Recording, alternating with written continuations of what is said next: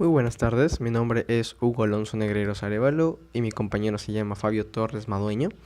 Este día vamos a presentar para el curso de psicotest analógicos el paper denominado Frequency Domain Description of a Locking Amplifier de John Scofield.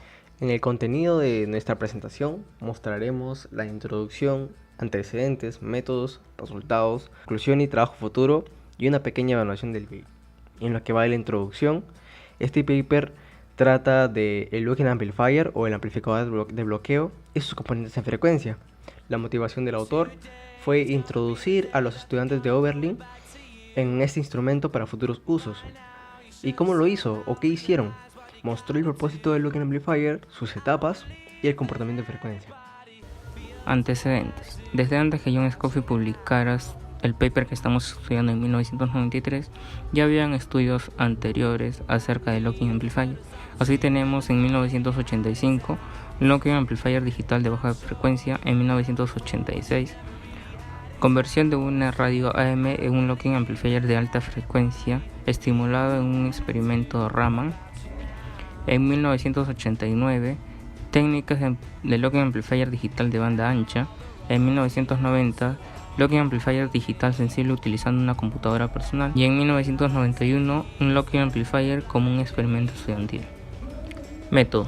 Ahora explicaré el funcionamiento de cada parte del Locking Amplifier. Primero, el amplificador de AC solo es un amplificador de voltaje combinado con filtros variables.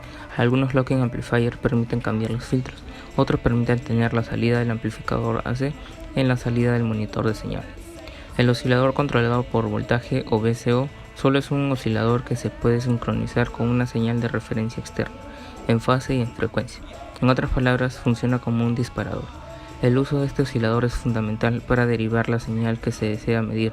Además, este oscilador tiene un circuito el cual permite cambiar la señal de 0 a 360 grados con respecto a la referencia.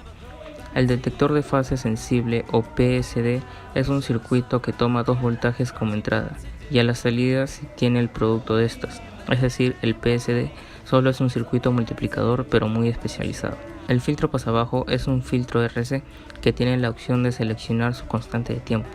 En algunos casos puede ser un filtro monopolar con una etapa de filtro RC o un filtro bipolar con dos etapas de filtros RC en serie. Por último, el amplificador DC es un amplificador de baja frecuencia, basado en amplificadores operacionales. Este se diferencia con el amplificador DC en que funciona hasta la frecuencia de 0 y no fue diseñado para trabajar con frecuencias muy altas. En cuanto a los resultados obtenidos, se va a explicar más o menos qué hizo el autor para obtener dichos resultados. En este caso se utilizó el circuito mostrado, donde el voltaje de entrada sería el de la resistencia R minúscula, que sería de 1K. Y este circuito era alimentado por una pequeña corriente producida por el oscilador del Locking Amplifier.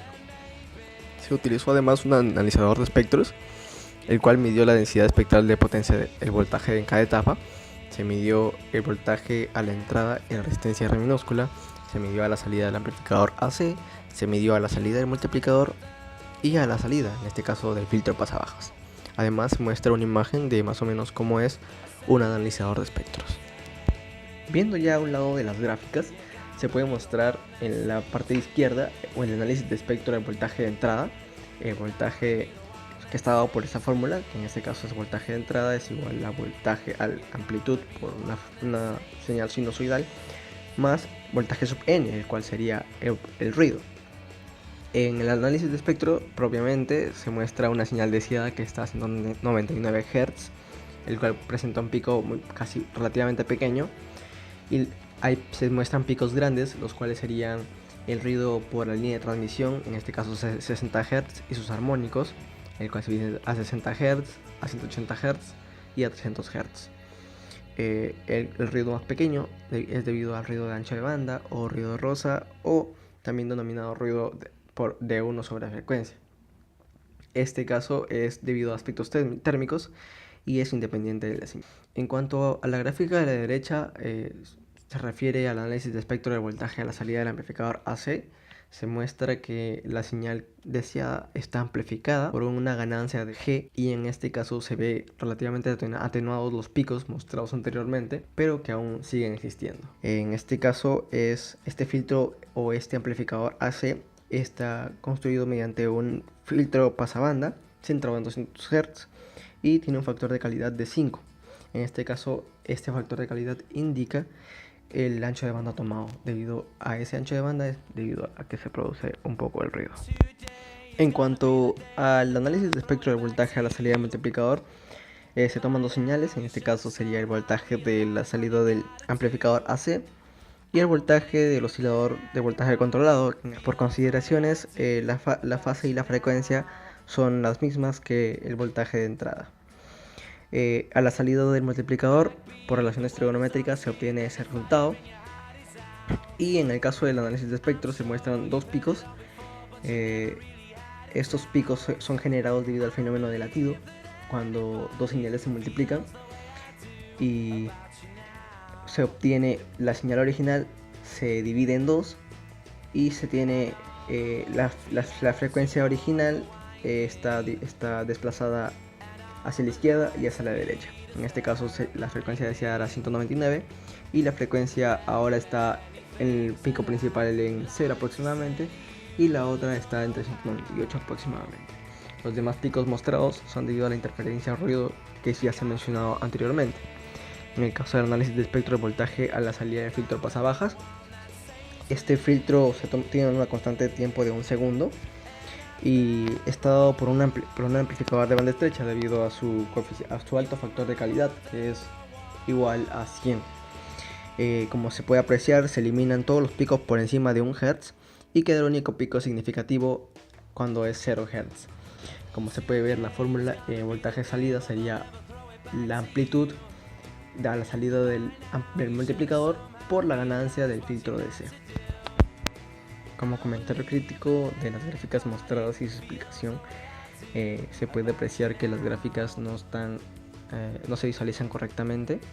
Además, estas gráficas, la mayoría son semilogarítmicas y salvo la del filtro pasabajas, que sí es netamente logarítmica. Esta explicación del rango de las gráficas no se explica salvo en la conclusión del paper. Además, la Espera, Alonso, esa es mi parte. Imágenes mostradas en el paper te voy a meter un amplificador de bloqueo.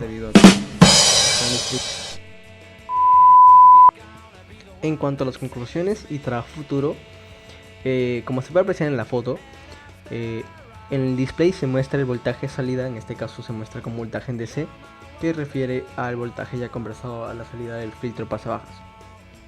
Para lockings reales difiere mucho del descrito debido a que los amplificadores de este tipo usan ondas cuadradas en el oscilador de voltaje controlado.